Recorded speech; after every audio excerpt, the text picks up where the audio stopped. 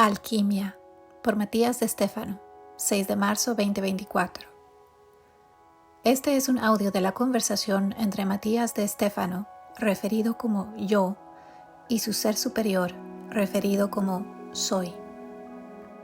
Yo. ¿Qué es la alquimia? Soy. Es el término árabe para definir a la química, es decir, la ciencia que estudia los elementos de la creación. Pero no fueron los árabes quienes la inventaron, sino los egipcios. Los árabes solo se referían a ella en relación a la tierra donde la misma había nacido. En la antigüedad, a Egipto se lo conocía como Kemet, cuyo nombre proviene de Kimi, que significa negro. Por lo tanto, Kemet es la tierra negra, haciendo referencia al limo, a las tierras fértiles del Nilo.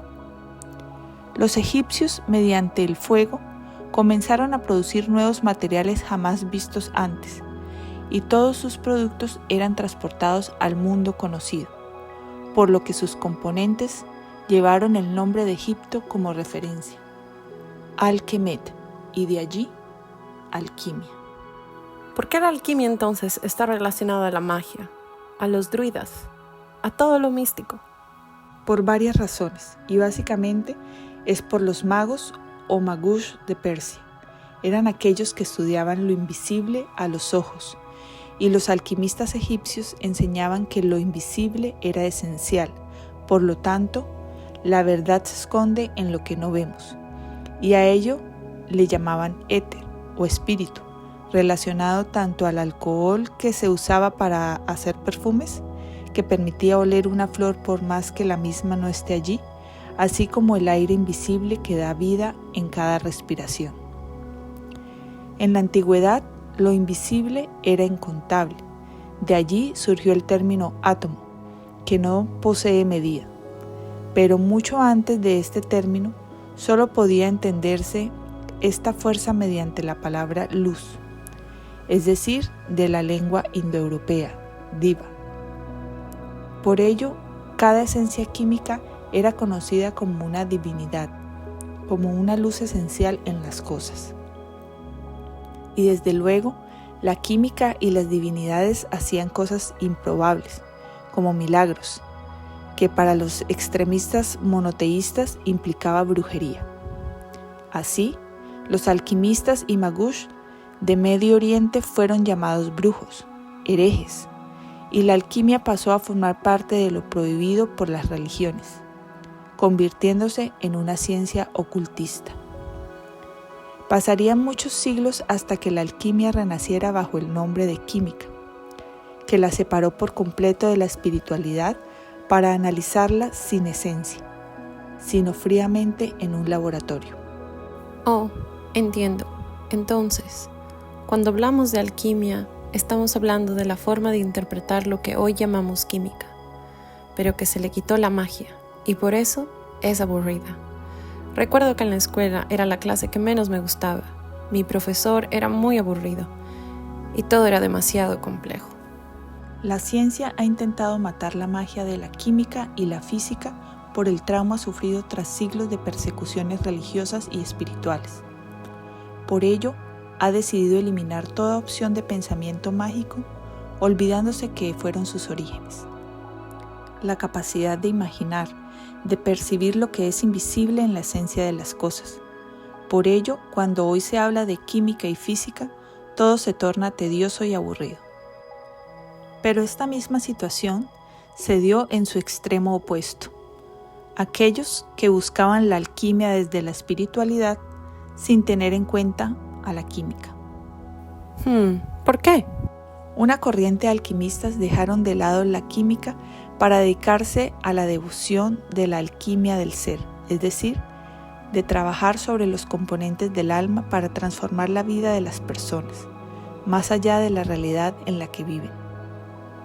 Esto ha llevado a que estos alquimistas se vuelvan filósofos o terapeutas holísticos, los cuales, imitando a sus predecesores, en su intento de convertir el plomo en oro, dedicaron sus vidas a transformar la sombra en luz. Tanto el plomo como la sombra son vistas como el veneno, la toxina, mientras que el oro o la luz es vista como la medicina.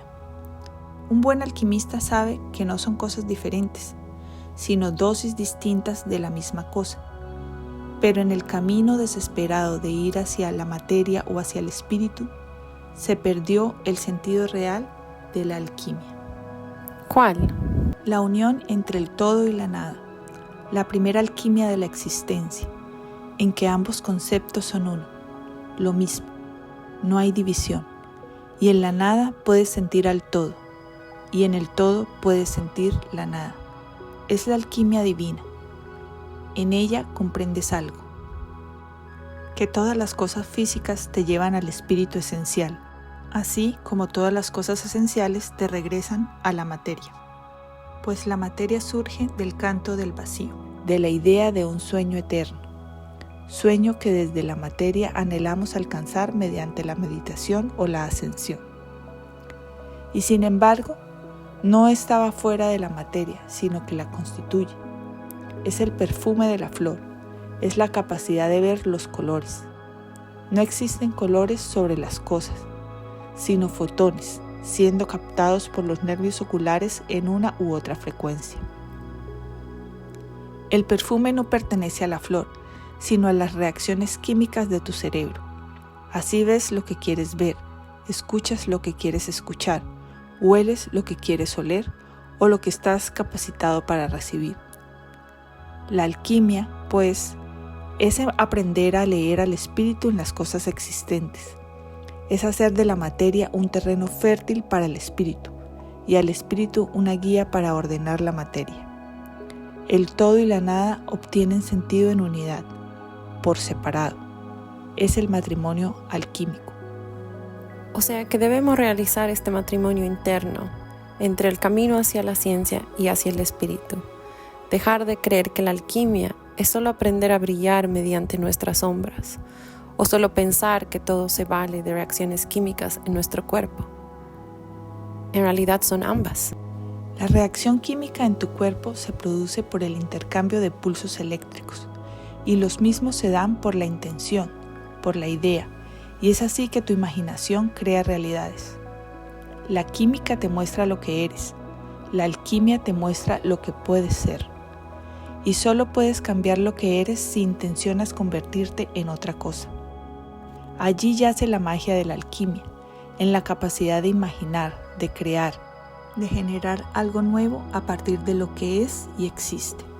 La naturaleza lo hace todo el tiempo, pero el humano se cree superior a ella, por ello no lo reconoce.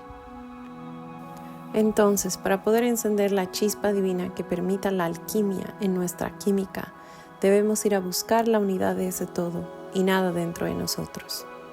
Allí es donde, mediante el camino iniciático en el río Nilo, los alquimistas enseñaban ambos caminos, el interno y el externo, donde las personas que se disponían a transformarse aprendían del camino espiritual de la alquimia, en tanto reconocían el poder espiritual en cada elemento químico. La tabla periódica de Dmitri Mendeleev toma otro sentido.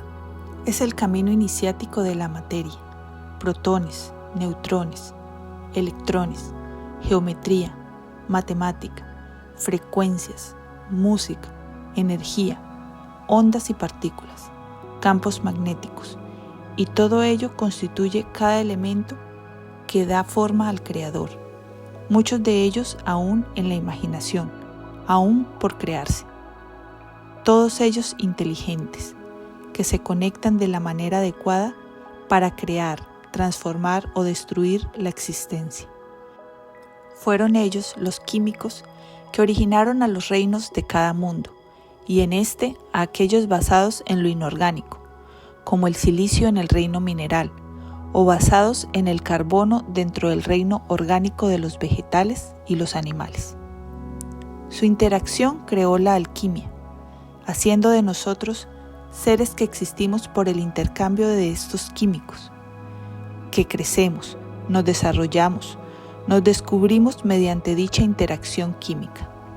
Somos productos de los minerales de la tierra y del agua, humanos, hijos del barro.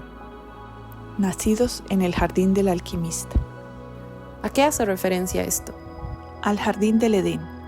El alquimista es Dios, es la divinidad, la luz, fotón, el fuego primordial que mediante la radioactividad modifica la estructura atómica, permitiendo la existencia de diferentes minerales, hongos, vegetales y animales, los cuales, por la luz del sol, mutan una y otra vez en el camino iniciático llamado evolución. En hebreo, a este lugar se le llamaba Jardín de la Planicie Fértil o Gan Edín. Gan, como tú. Sí, nacido en el río Gihon, hoy llamado Nilo. Como tú también. El cual proviene de las tierras altas de Etiopía, que una vez llamaban Tiganga. Y como tú otra vez. Nuestra misión, pues, es volver a donde todo comenzó, entre el todo y la nada, donde el primer humano vio la red, donde el primer ser descubrió que un simple fotón contenía el poder del sol. Por ello, volver al Nilo. Recuerda, tú eres la materia y yo soy la esencia, el todo y la nada. Yo te he creado a ti para poder volver a donde debo cumplir mi propósito, en tanto tú me das sentido a mí para cumplir tu misión. Esa es la alquimia del ser, restablecer el jardín del gran árbol de la vida, donde todos los árboles, las abejas y hormigas crean en el agua del Nilo la medicina para la alquimia del ser. ¿Cómo lo logramos?